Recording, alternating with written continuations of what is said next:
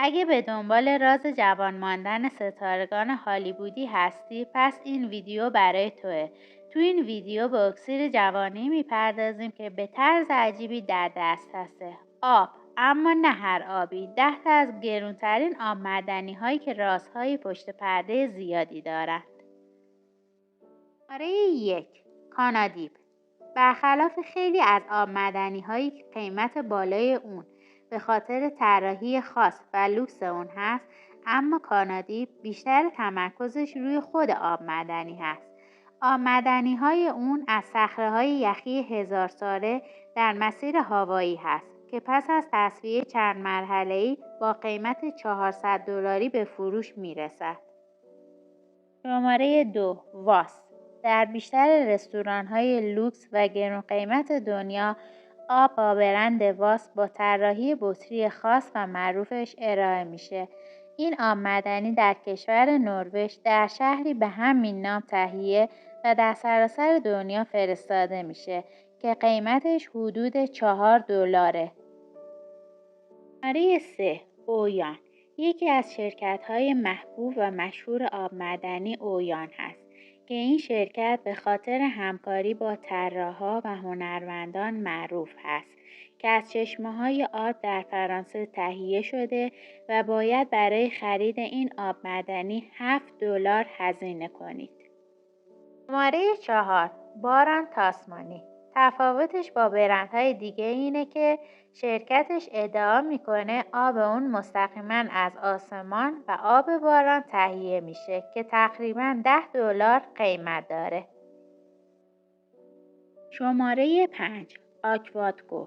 برند بهترین طراحی رو داره و بطری اون به تندیس‌های جوایز اسکار شباهت داره. آب‌های معدنی آکوادکو از قلب چشمه موجود در کوهستان‌های یخی کانادا تهیه میشه که قیمت اون $12. اگه تا این لحظه از ویدیو لذت بردید، ویدیو رو لایک کنید. شماره 6. وین. این آب معدنی از چشمه‌های کوهستانی تهیه و به کشورهای دیگه صادر میشه. خیلی از رستوران‌های لوکس و گران قیمت مدعی‌اند که غذای خود رو با این آب معدنی تهیه میکنن. در برخی موارد برای تهیه چای و نوشیدنی‌های دیگه از این آب معدنی با قیمت $23 استفاده میشه. شماره 7. بلینگ. یکی از خاص‌ترین بطری هایی که جلوه بسیار لوکسی داره و خیلی از هنرپیشه‌های هالیوودی از اون استفاده میکنن که قیمت هر بطری اون $40. شماره 8. فیلیکو. برای ساخت بطری آن از جواهرات سوارسکی در طرح و رنگ‌های مختلف استفاده میشه، اما همگی شکل ظریف و لوکس خود را دارند که قیمت این آب معدنی $275. شماره 9. آکوا دی کریستالو. گرانترین آب معدنی جهان در سال 2016 است. از چشمه‌های زیرزمینی خاصی در فرانسه و فیجی تهیه میشه. در ساخت بطری اون از طلای 24 عیار نقره و الماس استفاده شده. این بطری آب در یک کیف چرمی به مشتریان داده میشه که قیمت هر 750 میلی لیتر اون $60,000.